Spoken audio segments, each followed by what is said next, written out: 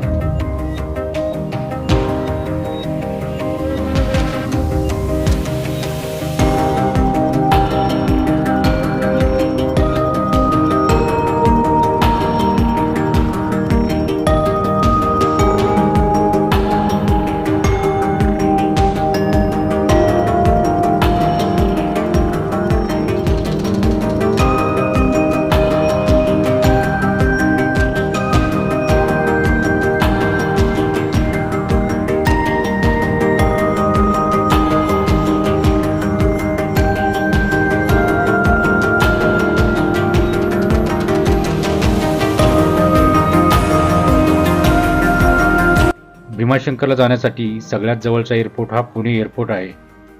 इथून भीमाशंकर हे साधारणतः 110 किलोमीटर अंतरावर आहे.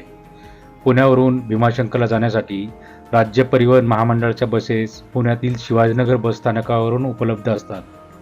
तसेच भीमाशंकरवरून सगळ्यात जवळचे रेल्वे स्थानक हे पुणे जंक्शन हेच आहे.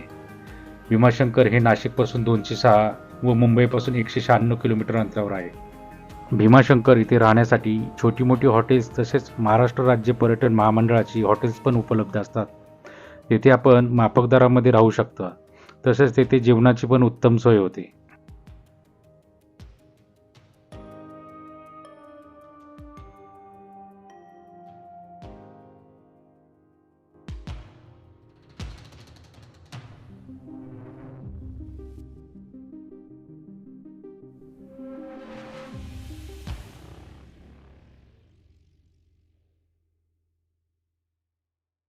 तुम्हाला हा व्हिडिओ कसा वाटला हे नक्कीच सांगा. व्हिडिओ आवडला असेल तर व्हिडिओला लाईक करा, कमेंट्स करा, व्हिडिओ शेअर करा आणि तुम्ही अजूनही या चॅनलला सबस्क्राईब केलं नसेल तर चॅनलला सबस्क्राईब करा. धन्यवाद.